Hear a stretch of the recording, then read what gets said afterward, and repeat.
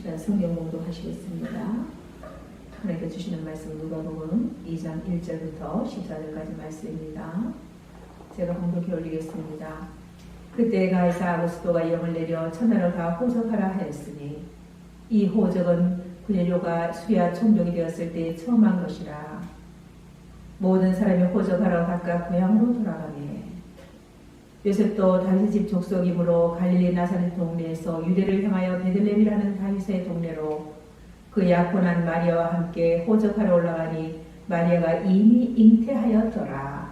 거기 있을 그때 해산할 날이 차서 처자들라 강보로 싸서 부위에 누웠으니 이는 여간에 있을 곳이 없음이러라.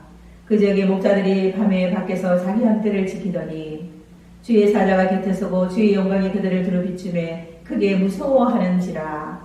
천사가 이르되 무서워하지 말라. 보라 내가 온 백성이 미칠 큰 기쁨의 좋은 소식을 너에게 전하노라. 오늘 다윗의 동네에 너희를 위하여 구주가 나셨으니 곧 그리스도 주시니라. 너희 가서 강보에 쌓여 구현되어 있는 아기를 보리니 이것이 너에게 표적이니라 하더니 호련히 수많은 천군이 그 천사와 함께 하나님을 찬송하여 이르되 지극히 높은 곳에는 하나님께 영광이요 땅에서는 하나님이 기뻐하신 사람들 중에 평화로다 하니라. 아멘. 시온성교를 세우신 하나님을 찬양하며 이곳에 예배하는 성도들 사랑을 축복합니다. 한 해를 마무리하는 12월 예배자리로 사모합시다. 매주 수요일 오전 11시에 기도회가 있습니다. 많은 참석 부탁드리겠습니다. 오늘은 큰 기쁨의 소식이라는 제목으로 함께 말씀을 나누도록 하겠습니다. 우리가 다가오는 수요일은 예수님이 탄생하신 성탄절이죠. 우리 옆 사람과 인사하겠습니다. 예수님 우리에게 오셨습니다. 예수님 우리에게 오셨습니다. 여러분, 예수님이 우리에게 오신 것이 믿어지십니까? 아기 예수의 평화와 은혜의 소식이 오늘 예배 가운데에 또 우리 삶 가운데 가득하시기를 축복합니다. 우리 어린아이들은 성탄절을 기다리기도 하지만 사실은 산타크로스 할아버지를 더 기다리는 것 같습니다. 왜냐하면 산타크로스 할아버지가 우리에게 선물을 가져주는 분으로 믿고 있기 때문이죠. 그런데 오늘 예배에 참석하신 여러분은 산타크로스가 여러분에게 선물을 주시는 분으로 믿고 있습니까? 그렇지 않죠? 우리가 자녀들을 키우다 보면 아주 어릴 때는 산타크로스 할아버지가 선물을 준다고 좋아하는데 어느 정도 자라고 나면 그 환상이 깨집니다. 그런데 어린아이가 가지고 있는 산타크로스 환상이 장성한 우리에게도 또 이와 같은 환상이 깨지지 않았나 생각해 봅니다. 온 세상을 구원하기 위해서 예수님을 선물로 주신 하나님이 우리의 산타크로스가 아닐까요? 세상에서 가장 큰 선물을 주신 산타크로스의 하나님에 대한 환상이 다 깨어져 버렸다면 참 불행한 것은 아닌가 하는 생각을 해보게 됩니다. 성탄은 큰 기쁨을 주시는 좋은 소식이 우리에게 임한 날입니다. 그러나 우리에게 들려오는 소식은 좋은 소식보다는 우울한 소식들이 더 많이 들려오는 것을 듣게 됩니다. 나라에서 들려오는 정치자들의 이렇게 분열의 아픈 소식들이나 또 사회적으로 들려오는 고통스러운 소식이나 또 우리 성도들의 삶 속에 들려오는 우리 이야기들이 그렇게 좋은 소식과 기쁨의 소식으로만은 들려오지 않는 것을 보게 될 때 안타까움을 금하지 못할 때가 많습니다.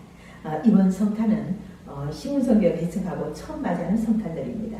그래서 지난 한 주간 과연 나는 어떤 마음으로 시온성교에서 첫 성탄을 맞이하게 될까 하고 또 기대를 안고 한 주간을 시작하였습니다. 예수 그리스도의 동정녀 탄생은 하나님께서 친히 육신을 입고 이 땅에 오신 사건입니다. 하나님께서 하나님이신 예수님께서 육신을 입고 이 땅에 오신 이유가 있습니다. 그 이유는 그것이 인간을 죄에서 구원하기 위한 유일한 방법이었기 때문입니다. 다시 말해서 인간의 죄를 대속하기 위해서는 동일한 인간이어야 하며 죄는 전혀 없는 완전한 몸이어야 합니다. 그런데 이 땅의 인간 중에는 그 누구도 그러한 조건을 갖춘 사람이 없었기 때문에 성자 하나님께서 친히 육신의 몸을 입고 죄 없는 완전한 인간으로 이 땅에 오신 것입니다. 동정녀 탄생과 삼국신 사건은 인류 구속의 종교인 기독교의 정수를 이루는 사건이라고 우리가 할 수 있습니다. 그럼 오늘 본문을 통하여 우리에게 주시는 구체적인 교훈이 무엇인지 한번 살펴보도록 하겠습니다. 첫째로 우리에게 주는 교훈은 세상 역사의 배후에는 하나님의 구속사적 섭리가 있다는 것입니다. 누가복음 2장 1절부터 3절 말씀입니다. 그때 가이사하고 스도가 영을 내려 천하로 다 호적하라 하였으니 이 호적은 브레뇨가 수리아 총독이 되었을 때 처음 한 것이라. 모든 사람이 호적하러 각각 고향으로 돌아가게. 누가복음 2장 1절부터 3절은 그 당시에 로마 황제 아구스토가 호적령을 내린 그런 사실에 대해서 이렇게 보도하고 있습니다. 여기서 아구스토는 로마의 초기 황제였는데 본명은 가이우스 옥타비우스입니다. 그는 매우 탁월한 황제였고 그가 제위할 당시에 로마는 가장 흥왕했던 시절이었습니다. 그가 황제로 제위할 당시에 로마 영토는 페르시아부터 영국까지 확장되었으며 따라서 당시 로마는 온 지상의 제국이라고 불렸습니다. 그래서 그 옥타비우스 황제에게 로마 원로원은 아구스투스라는 칭호를 붙여주었어요. 그 아구스투스라는 뜻은 위대하고 고귀하고 지극히 숭배받는 자라는 그런 뜻을 가지고 있습니다.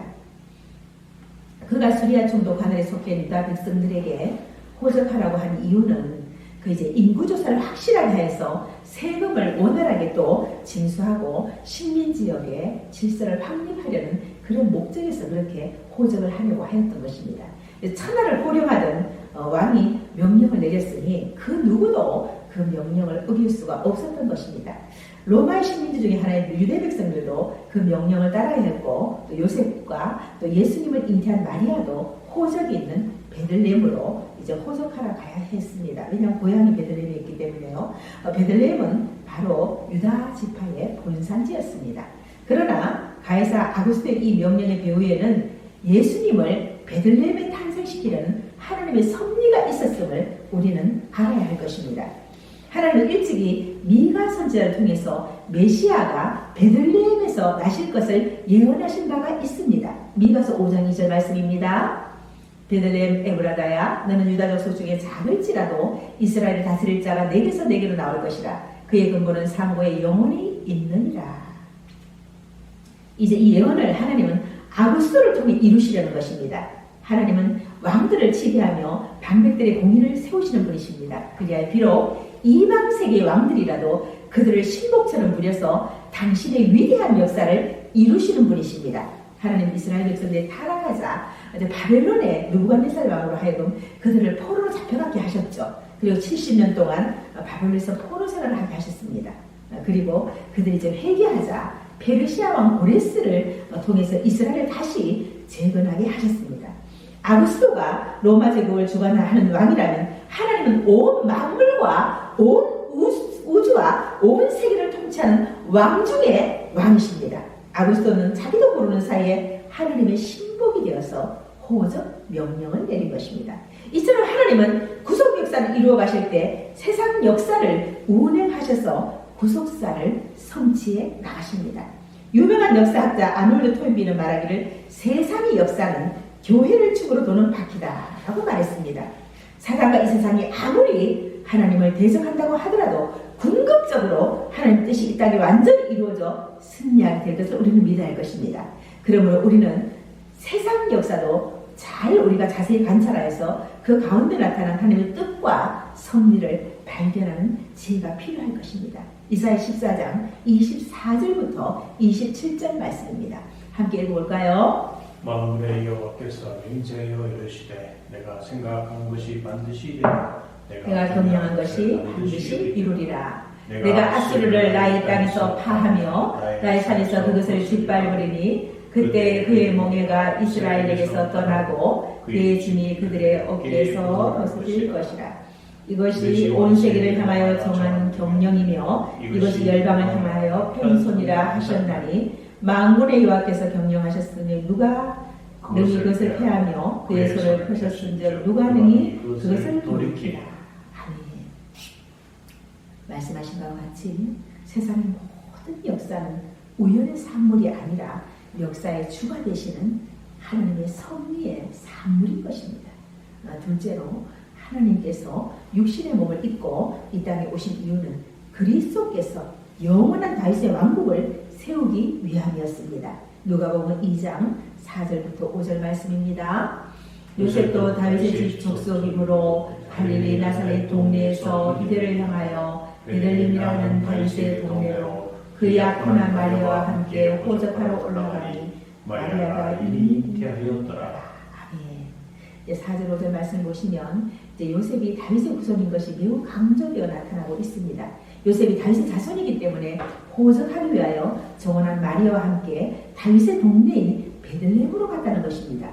여러분, 여기에서 요셉이 다윗의 자손인 사실을 강조하는 이유가 무엇일까요? 그것은 예수님께서 성경의 예언대로 다윗의 자손으로 베들레헴에서 나셨음을 강조하기 위해서입니다. 다시 말해서 예수님께서 다윗의 자손으로서 다윗 왕국을 회복할 자로 오셨음을 나타내고자 한 것입니다. 구약 성경을 보면 메시아와 관련된 예언은 거의 다윗의 왕국과 관련이 있습니다. 다윗 왕국은 솔로몬 시대를 거쳐서 남북으로 분열되었습니다. 그 후 점점 쇠약해져서 주전 585년에 바벨론에 의해서 멸망하고 말았습니다. 그러나 이제 남북이 분열되기 이전에는 다윗의 왕국은 싸움에서 한 번도 패하지 않은 왕국이요 평화 발전이 있던 나라였으며 당신의 팔레스틴은 물론 중동권 최강의 나라로 호령하던 영광의 왕국이었습니다. 그래서 이스라엘 사람들은 다윗 왕국 시대를 그리워했습니다. 그러므로 하나님은 메시아가 오면 이 무너진 다윗의 왕국을 세우고 또 영원하게 하신다고 약속을 하셨습니다. 하나님께서 메시아 왕국을 다윗의 왕국으로 표현하신 것은 다윗의 신앙과 공로 때문입니다. 다윗은 참으로 사랑이 많은 왕이었어요. 그리고 용감한 왕이었고 공의롭게 나라를 다스렸고 하나님 앞에 온유하고 경건했으며 아주 겸손했습니다. 다윗의 모습이 마치 예수 그리스도의 성품을 보는 것 같지 않습니까? 그래서 하나님은 다윗을 하나님의 마음에 합한 사람이다 이렇게라고 부르신 것입니다. 그뿐 아니라 또 다윗은 하나님을 찬양하는 찬양대도 또 조직했고 격식이는 예배도 만들었습니다. 그리고 하나님의 성전을 지으려고 평생 준비했습니다. 결국 다윗은 오신 예수 그리스도의 표상이었습니다. 그러므로 다윗은 자손 요셉과 마리아가 베들레헴으로 와서 그리스도를 낳는 일에 이제 다윗의 영원한 왕국이 재건될 것이라는 그런 의미가 있습니다. 그리스도는 이제 무너진 다윗 왕국의 영광을 회복시킬 것입니다. 성도들, 우리가 바로 영원한 다윗 왕국의 백성이라는 사실을 아시기를 바랍니다. 다윗 자손 그리스도께서 다스리는 이 나라를 이길 세력은 아무도 없습니다. 로마서 8장 38절부터 39절 말씀입니다. 내가 확신하노니 사망이나 생명이나 천사들이나 권세자들이나 현재이나 장래이나 능력이나 높음이나 기쁨이나 다른 어떤 피조물이라도 우리를 우리 주 그리스도 예수 안에 있는 하나님의 사랑에서 끊을 수 없으리라. 아멘. 그렇습니다. 그 누구도 우리를 우리의 왕 그리스도의 사랑에서 끊을 자가 없다고 이렇게 말씀하고 있습니다. 또 우리는 그리스도로 말미암아 신령과 진정으로 하나님을 예배하고 있습니다. 이 나라는 후에 천국까지 연계되어 영원한 생명의 나라가 될 것입니다. 영원한 이 다윗의 왕국은 지금도 번영해 나가고 있으며 그 왕국의 영광과 권세를 우리가 누리고 있음을 믿으시기 바랍니다. 세 번째로 그리스도는 비천한 자의 친구로 오셨습니다. 6절 7절 말씀 보시겠습니다. 거기 있을 그때 해산할 날이 차서 첫 아들을 낳아 강보에 싸서 구유에 이었으니 이는 여관에 있을 것이 없음이로라. 지금 여기 보니까 아기에서는 강보에 쌓여서 구유에 이어졌습니다. 예수님의 아버지 요셉이 비천한 사람이었기 때문이죠. 베들레헴은 각 지방에서 호적하려고 온 사람들 때문에 아주 북적거렸습니다. 베들레헴은 비록 다윗이 태어난 동네지만 아주 작은 촌에 지나지 않았습니다. 지나가는 여행객을 위하여 만들어 놓은 여관이 많았을 리가 없습니다. 그래서 유다 지파 중에 유력한 자나 돈이 많은 사람들은 여관을 얻을 수 있었습니다. 그러나 가난했던 요셉은 여관을 얻을 수가 없었습니다. 그래서 마리아가 해산을 하게 되자 급하게 이제 마구간을 빌려서 해산하게 된 것입니다. 말씀을 보면 강보에 싸서 구유에 뉘었는데 이렇게 말씀하고 있는데 강보라고 하는 것은 번역된 원어는 찢다라는 말에서 파생된 단어입니다. 신생아를 덮을 천도 없어서 가지고 있던 옷을 찢어서 아기 예수님을 쌌던 것으로 여겨집니다. 여러분, 우리 구주 예수 그리스도를 천하를 호령하는 로마 제국의 황제 가이사 악수와 한번 비교해 보십시오. 그 얼마나 초라하고 비천한 그런 모습입니까? 이사야 선지자는 그리스도에 대해서 이렇게 예언했습니다. 이사야 53장 2절 말씀입니다. 그는 주 앞에서 살아나기를 연한 순 같고 마른 땅에서 나온 뿌리 같아서 고운 모양도 없고 풍채도 없은즉 우리가 보기에 흠모할 만한 아름다운 곳이 없도다. 아무리 비천한 사람이라도 마구간에서 출생한 사람은 없을 것입니다. 우리 주님은 인간으로 오실 때 이렇게 아주 비천한 신분으로 오신 것입니다. 그뿐 아니라 그분의 삶도 영광스러운 적이 한 번도 없었습니다. 공생애 중에도 쉴만한 방 한 칸 없이 이리저리 떠돌아다녔습니다. 누가복음 9장 58절에 보면 이렇게 말씀해요. 예수께서 이르시되 여우도 굴이 있고 공중에서 새도 집이 있으되 인자는 머리 둘 곳이 없도다 하시고 그렇게 이렇게 하셨습니다. 뿐만 아니라 종교 지도자들에게는 비웃음을 받고 고향에서는 멸시를 받고 제자 가룟 유다에게서 배신을 당하셨습니다. 그리고 온갖 매질과 침뱉음과 십자가의 고난과 죽음을 당하셨습니다. 주님께서 이토록 비천한 인간을 오신 이유는 바로 비천한 우리들의 친구가 되기 위함입니다. 조선시대 어느 왕은 신하들이 지금 백성이 흉년이 들어 모두 굶어 죽고 있다고 하자 왜 다들 밥만 먹어도 하느냐 다락에 있는 약과와 과일을 좀 먹으라고 하여라고 했답니다. 지체높은 사람들이나 고난을 겪어보지 못한 사람들은 비천한 자의 처지를 알 수가 없습니다. 친구가 되어줄 수가 없습니다. 주님께서 이렇게 비천한 인간의 모습으로 오셔서 우리 같은 비천한 죄인의 손을 잡아주시고 동정해주시고 도와주시고 구원해 주신 것을 우리는 감사드려야 할 것입니다. 히브리서 기자는 히브리서 4장 15절부터 16절에 이렇게 말씀합니다. 함께 읽어볼까요? 우리에게 있는 제사장은 우리의 연약함을 동정하지 못하실 리가 아니요 모든 일에 우리와 똑같이 시험을 받으신 이로되 죄는 없으시리라. 그러므로 우리는 국민하심을 받고 때를 따라 돕는 은혜를 얻기 위하여 은혜의 보좌 앞에 담대히 나갈 것이니라. 성도 여러분, 하나님 앞에 자신이 아주 비천한 자라고 느끼십니까? 감히 그 보좌에 나가 두려우십니까? 염려하지 마십시오. 우리와 하나님 사이는 우리의 비천을 모두 체험하시고 우리를 동정하시는 중보자 예수 그리스도가 계십니다. 그분을 의지하여 거룩하신 하나님 앞에 나아가시기를 바랍니다. 바리새인의 서기관들이 예수님께서 죄인들과 또 샘들과 함께 식사하는 것을 보시고 제자들에게 이렇게 말했어요. 어찌하여 세리와 죄인들과 함께 먹느냐 이렇게 묻습니다. 그때 예수님께 대답하시기를 건강한 자에게는 의사가 쓸데없고 병든 자에게는 쓸데있다고 말씀하시면서 나는 의인을 부르러 온 것이 아니라 죄인을 부르러 왔다고 이렇게 말씀하셨습니다. 그렇습니다. 우리 주님께서는 우리 같은 죄인을 부르러 우리와 똑같이 육신의 몸을 입고 이 땅에 오셨습니다. 빌립보서 2장 6절부터 8절 말씀 한번 보겠습니다. 그는 근본 하나님의 본체시나 하나님의 동등됨 취할 것으로 여기지 아니하시고 오히려 자기를 비워 종의 형체를 가지사 사람과 같이 되셨고 사람의 모양으로 나타나사 자기를 낮추시고 죽기까지 복종하셨으니 곧 십자가에 죽으시니라. 예수님께서 비천한 우리들의 친구가 되어 주시기 위하여 오셨고 죽기까지 복종하셨습니다.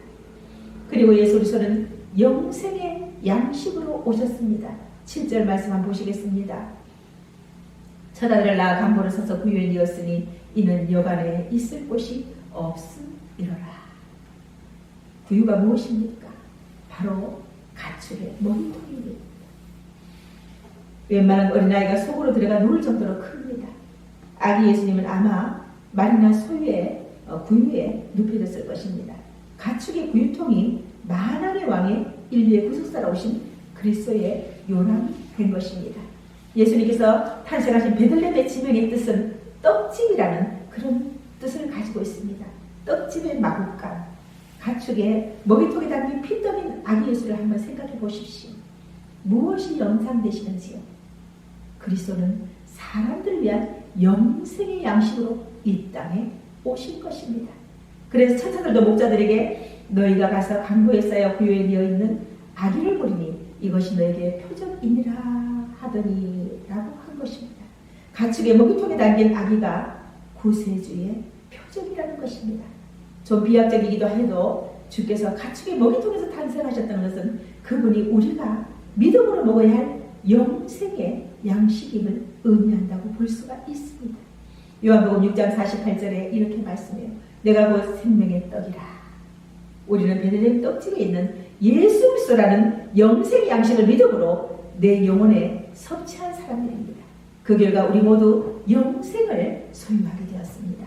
요한복음 6장 35절 말씀입니다. 예수께서 이르시되 나는 생명의 떡이니 내게 오는 자는 결코 줄이지 아니할 터이요 나를 믿는 자는 영원히 목마르지 아니하리라. 예수님께서는 나는 생명의 떡이니 나에게 오는 자는 결코 줄이지 아니할 것이라고 말씀합니다. 요한복음 6장 50절 51절 말씀입니다. 이는 하늘에서 내려오는 떡이니 사람으로 하여금 먹고 죽지 아니하게 하는 것이니라. 나는 하늘에서 내려온 살아있는 떡이니 사람이 이 떡을 먹으면 영생하리라. 내가 줄 떡은 곧 세상의 생명을 위한 내 살이니라 하시니라. 주님께서는 나는 하늘에서 내려온 살아있는 떡이다 이렇게라고 말씀합니다. 사람이 이 떡을 먹으면 영생한다고 말씀합니다. 우리는 그리스도를 영생의 양식으로 내오시는 하나님께 감사해야 할 것입니다. 누가복음 2장 14절 말씀입니다. 지극히 높은 곳에서는 하나님께 영광이요 땅에서는 하나님이 기뻐하신 사람들 중에 평화로다 하니라. 이제 천사가 목자들에게 전할 소식은 온 세상에게 미칠 큰 기쁨의 소식이었습니다. 하나님은 죄와 사고로 평화를 잃은 사람들에게 평화를 주시고 인간의 죄로 가려진 당신의 영광을 드러내시기 위해 예수 그리스도를 이 땅에 보내셨습니다. 그리고 십자가 죽음과 부활을 통하여 영광을 나타내시고 평화를 이루셨습니다. 그러므로 우리는 그리스도의 탄생을 기념하면서 하나님께 모든 영광을 돌려야 할 것입니다. 우리 모두 이 기쁜 소식을 온 세상에 전파하시기를 부탁드립니다. 이 시간 함께 기도하겠습니다. 이 기쁜 소식을 또 온 세상에 전하는 우리 시온성교회가 되게 해달라고 기도해 주시고 시온성교회 부흥과 발전을 위해 기도해 주시고 또 하나님 보시 가장 좋은 때에 또 설계 예배를 드릴 수 있는 그런 은혜를 주시라고 우리 이 시간 함께 기도하겠습니다. 하나님 우리와 사랑을 감사합니다. 하나님 주님 감사합니다. 하나님 아버지 우리를 위하여 우리를 구원하여 주시기 위하여 이 땅에 오신 주님의 이 기쁜 소식을 온 세상에 전할 수 있는 시온성교회가 될 수 있도록 도와주시기만을 원합니다. 우리 시온성교회를 통하여 많은 자들이 온 데로 인도될 수 있도록 도와주시기만을 원합니다. 우리 시온성교회가 이 마지막 때의 구원의 강제 역할을 감당할 수 있는 교회가 될 수 있도록 도와주시고 이제 하나님 것이 가장 좋은 데 살림 예배 드릴 수 있는 은혜를 주시고 많은 사람들의 축복 가운데 살림 예배 드릴 수 있도록 하는 도와주시기만을 원합니다. 하나님 우리의 죄를 아버지 또 용서하시고 우리를 구원해 주시기 위하여 가장 비천한 것으로 오신 주님을 찬양합니다. 우리가 이 기쁜 소식을 온 세상에 전하는 우리 시온성교회가 될 수 있도록 도와주시고 우리 시온성교회가 마지막 때에 구원의 방주 역할을 감당하는 교회가 될 수 있도록 우리 시온성교회를 축복해 주시기만을 원합니다. 이제 하나님 보시기에 가장 좋은 때에 많은 사람들의 축복 가운데서 설렘 예배 드릴 수 있는 은혜를 허락하여 주시옵소서. 이제는 우리 주 예수 그리스도의 은혜와 하나님 아버지 특진하신 사랑하신가 성령 하나님 내주 교통 역사하심이 이곳에 벌써 예배하는 회중들의 머리 위에 이제부터 영원토록 함께 있을지어다. 아멘.